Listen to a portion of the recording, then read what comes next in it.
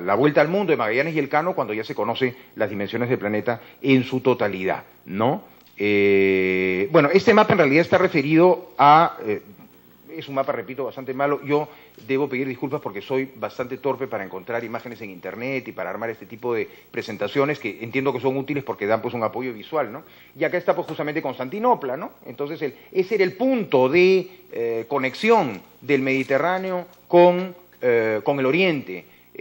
Tomada Constantinopla por los turcos, bueno, había que buscar pues otra ruta. Los portugueses apuestan por la circunnavegación del África, pero Vasco da Gama recién logra llegar al Cabo de Buena Esperanza en 1498, ¿no?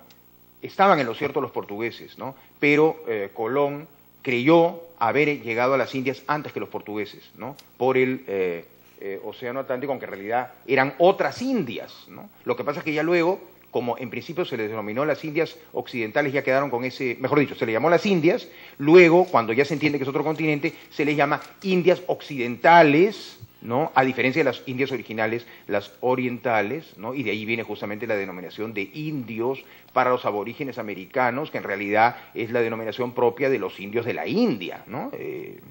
Digamos, originalmente llamados así. Entonces, este es el contexto en el que se produce este hecho histórico del descubrimiento del Mar del Sur. Otro elemento importante, si pasamos por favor a la siguiente imagen, es otro hito importante, se da en el año de 1503, con la fundación de la Casa de la Contratación de Sevilla.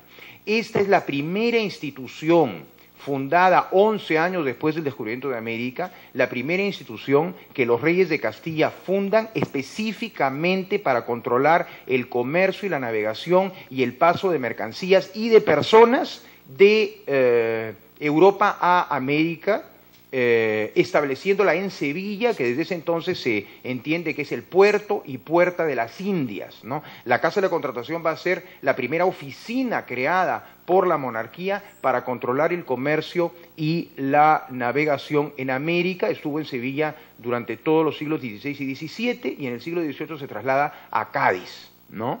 Entonces, este es un hito importante también porque es la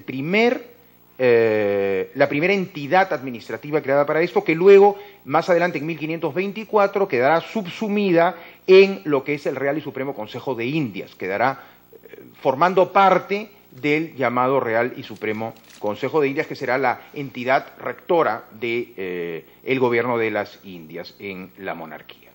Otro punto importante, si pasamos a la siguiente, por favor, es una junta que convoca Fernando el Católico en la ciudad de Toro en 1505, donde la Corona de Castilla ya planea de manera oficial la búsqueda del paso a las especerías. Para 1505 ya se intuía que estos territorios nuevos pasaban cosas raras, no estaba claro que eran la China, el Japón o la India, ¿no? Entonces llegaron a pensar que eran unas tierras, unas islas, unas tierras pequeñas, ¿no? Pero que tendrían un paso por vía marítima para llegar a las especerías. Las especerías era el Oriente, el lugar donde se conseguían estas ansiadas especias.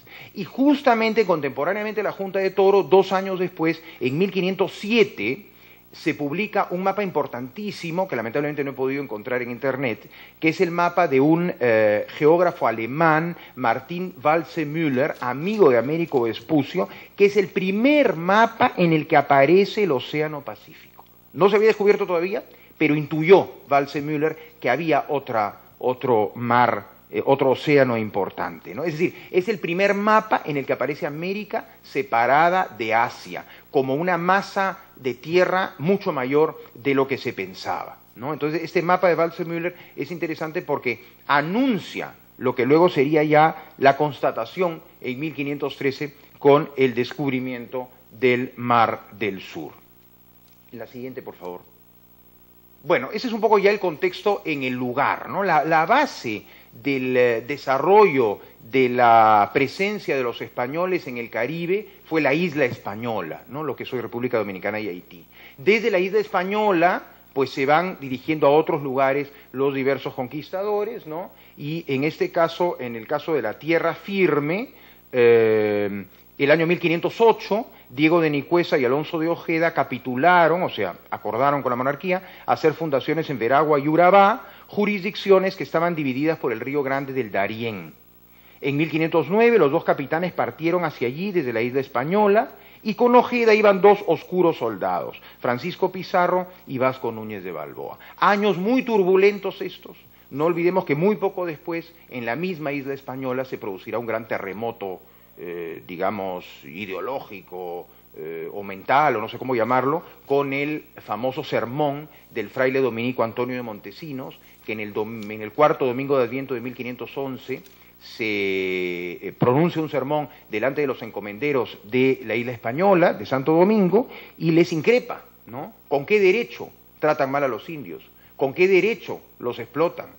No los voy a absolver en la confesión, no les voy a dar la comunión, se van a ir al infierno, ¿no? Y eso genera toda una polémica que Louis Hanke llamó la lucha por la justicia en la conquista de América, que empieza justamente con este sermón de Montesinos. Es decir, ya los procedimientos de esos conquistadores empezaron a ser cuestionados por los frailes, sobre todo por los dominicos, lo cual lleva a que el año siguiente, 1512, se reuniera la famosa Junta de Burgos, que al año siguiente, 1513 también, genera un documento importantísimo en la conquista de América, que es el llamado requerimiento, que es un documento que se redacta para leerse obligatoriamente a todos aquellos indígenas antes de conquistarlos, ¿no? Un documento donde se dice, bueno, pues, quién es el verdadero Dios, quién es el Papa, cómo los reyes son delegados del Papa y cómo tienen que obedecer a los que llegan. Y si no obedecen, bueno, pues se les ataca, ¿no? Obviamente lo del requerimiento fue un mero trámite porque los indígenas pues no solían entender lo que se decía, ¿no? Pero por lo menos refleja cómo esta lucha por la justicia ya había empezado a darse. Bueno, en ese contexto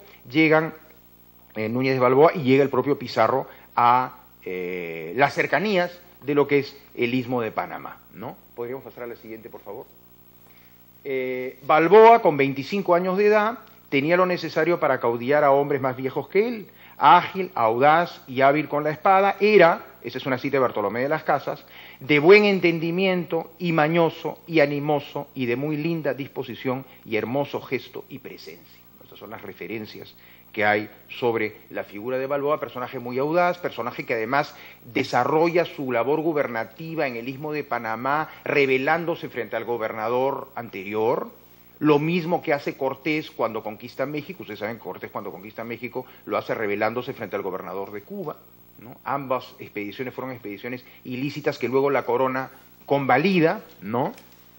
Y luego el propio Balboa solicita al rey justamente licencia para poder avanzar en estas inspecciones del Istmo de Panamá. En la siguiente, por ejemplo, tenemos la imagen de un monumento de Balboa, en honor a Balboa, y una carta dirigida desde el Darién, el 20 de enero de 1513, al rey, donde dice: «Y pues así nuestro Señor ha sido servido, que por mi mano, primero que de otro, se hayan hecho tan grandes principios, suplico a vuestra muy real alteza sea servido que yo llegue al cabo de tan gran jornada como esta», cosa que efectivamente el rey Fernando el Católico autoriza finalmente que Balboa fuera el que dirigiera esta expedición, ¿no? Entonces, la expedición misma sale de Santa María la Antigua del Darién.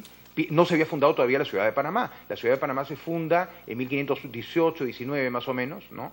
La base era Santa María la Antigua del Darién, que queda hoy en el norte de la actual Colombia.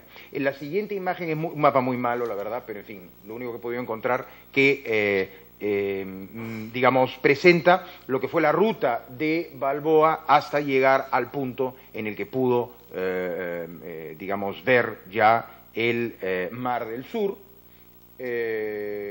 No lo explico en detalle porque creo que tampoco, digamos, no creo que no tiene mayor interés ir a tanto detalle, pero en todo caso esa es la ruta, una ruta muy penosa.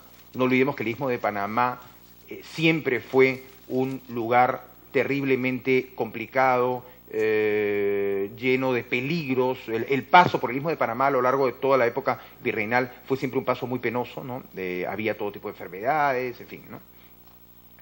Y en la siguiente imagen tengo una cita de la crónica de Gonzalo Fernández de Oviedo, en su Historia General y Natural de las Indias, ¿no? Cuando justamente da cuenta del descubrimiento del Mar del Sur el 25 de septiembre de 1513. A propósito de la fecha, ¿no? Comentaba antes con Fernando cómo los historiadores no se ponen de acuerdo, unos dicen que fue el 25, otros que el 27, otros que el 29. Acabo de ver una revista, un artículo en el último número de la revista de Marina, donde el doctor Héctor López Martínez recoge testimonios de historiadores expertos en este tema que hablan del 27 o del 29, pero en fin, en todo caso fue en septiembre de 1513, ¿no?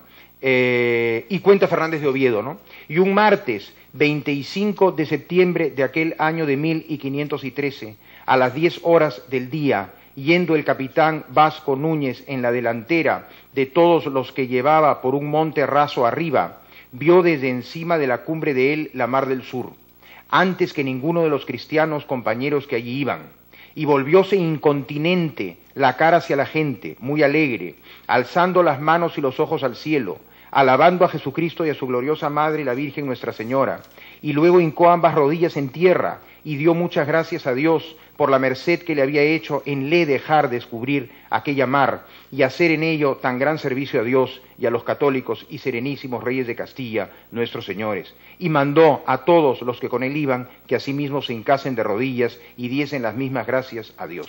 Todos lo hicieron así muy de grado y gozosos, y en continente hizo el capitán cortar un hermoso árbol, de que se hizo una cruz alta, que se hincó y fijó en aquel mismo lugar, ¿no? Se cuenta también que probaron el agua para verificar que fuera salada, ¿no? Y que fuera realmente un océano, ¿no? Y no agua dulce. Y luego, en la siguiente, por favor, Gonzalo Fernández de Oviedo cuenta ya la toma de posesión en sí misma, ¿no?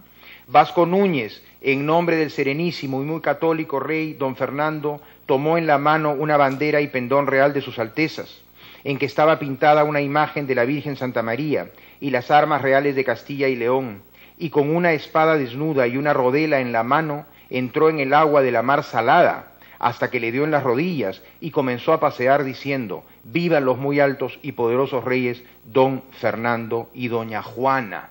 Fernando era regente de Castilla y doña Juana era la reina, su hija. Ya había muerto Isabel, ¿no? Doña Juana era la madre, a su vez era la madre de Carlos I, que había nacido en el año 1500 y que recién en 1516 llegará a la península ibérica como rey de Castilla, a los 16 años y sin saber ni una letra de español, porque era flamenco, ¿no?